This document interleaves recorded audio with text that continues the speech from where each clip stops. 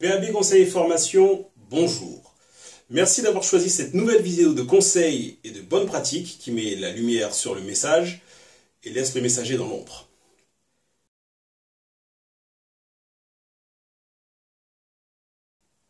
En toute transparence, nous ne verrons pas comment calculer un business plan.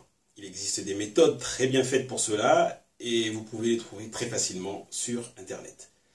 Nous allons plutôt nous concentrer sur une manière d'envisager et d'aborder le business plan, afin d'en faire un véritable outil de croissance et de le mettre au service de la réussite d'un projet. Le business plan est présenté comme un document incontournable. Oui, il donne une idée. Oui, il permet de se repérer. Et presque oui, il permet de se projeter dans le cadre de son activité. Que ce soit en ligne, Internet, à la bibliothèque ou sur les bancs de la fac, le business plan est présenté comme une preuve de potentiel, un gage de crédibilité et une marque de sérieux. Je suis assez d'accord avec ça, mais c'est au niveau de la compréhension et de l'utilisation de ce document que les avis peuvent diverger. Prenons l'exemple du food truck.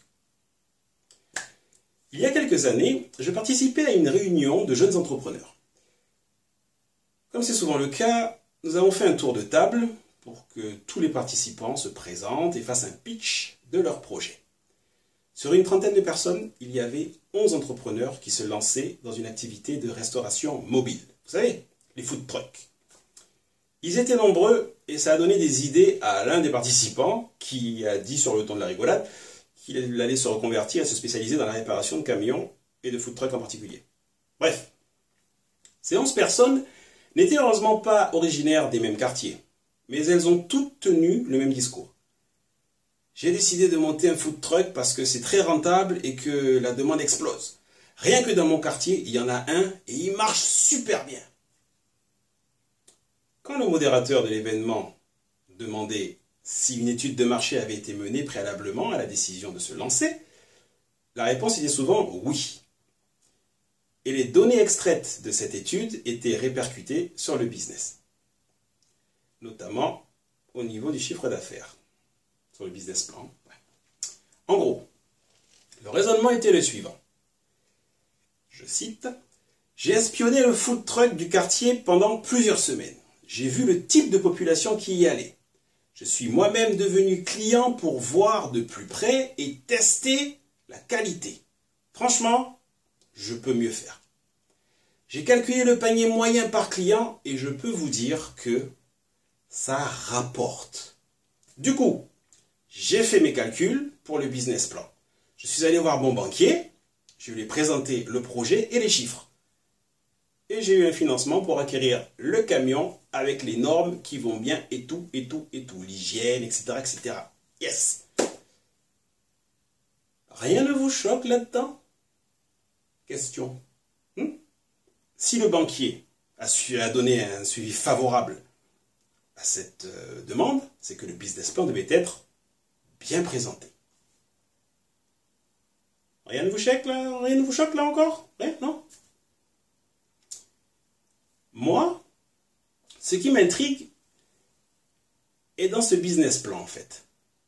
Il est constitué de calculs précis qui permettent de projeter l'activité de l'entreprise sur une période donnée. C'est comme ça que c'est présenté, hein? Non? Ouais, ok. Alors, quand on utilise un business plan devant un banquier, il est clair que le document doit avoir une super présentation, afin de rendre le projet crédible. Sans entrer dans les détails, et puis de toutes les manières, on a dit qu'on n'allait pas expliquer comment faire un business plan. Vous arrivez au rendez-vous avec un pavé qui commence par une note de synthèse dans laquelle sont faites les présentations de l'entreprise, de l'équipe, du marché, de l'offre, de la stratégie de développement et des éléments financiers qui incluent le chiffre d'affaires, les charges fixes et variables, les charges de personnel, les plans d'exploitation, le plan de financement, plan de trésorerie, les investissements, la trésorerie de départ et les soldes intermédiaires de gestion espérés. Là, effectivement, ça donne le tournis. mais ça a l'air d'être plus sérieux et crédible que s'il n'y avait qu'un recto de feuilles ou un dos de nappe à présenter au banquier pour se faire financer. Moi, ce qui me gêne, ce n'est pas le business plan en lui-même. Ce sont les données qui ont servi à le calculer. Son point de départ, apparemment, c'est l'activité d'un food truck qui finalement sera concurrent. Donc l'activité d'un food truck concurrent.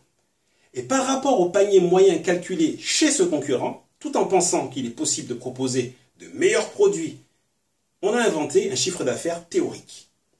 Les calculs s'enchaînent et une rémunération de l'entrepreneur peut être déterminée.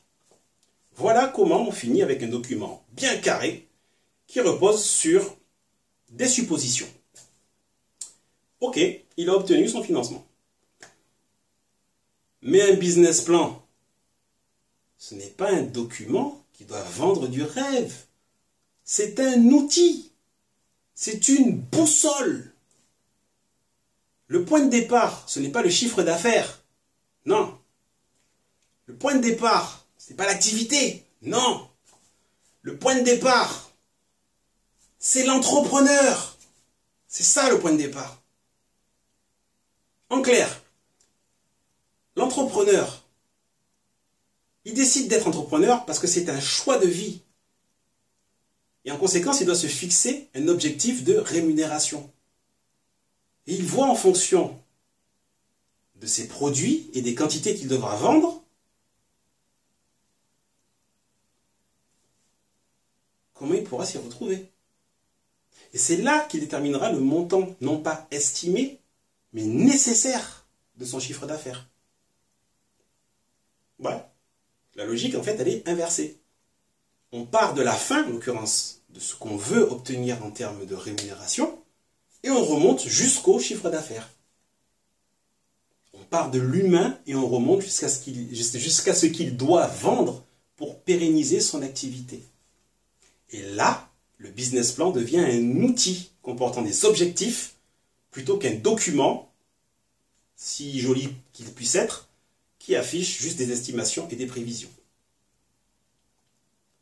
Voilà une astuce qui permet de porter un regard neuf sur un document indispensable. En entrepreneuriat, la chose qui se perd et qu'on ne récupère pas, c'est le temps. C'est pourquoi la prise en considération de bonnes pratiques permet d'optimiser les actions des entrepreneurs.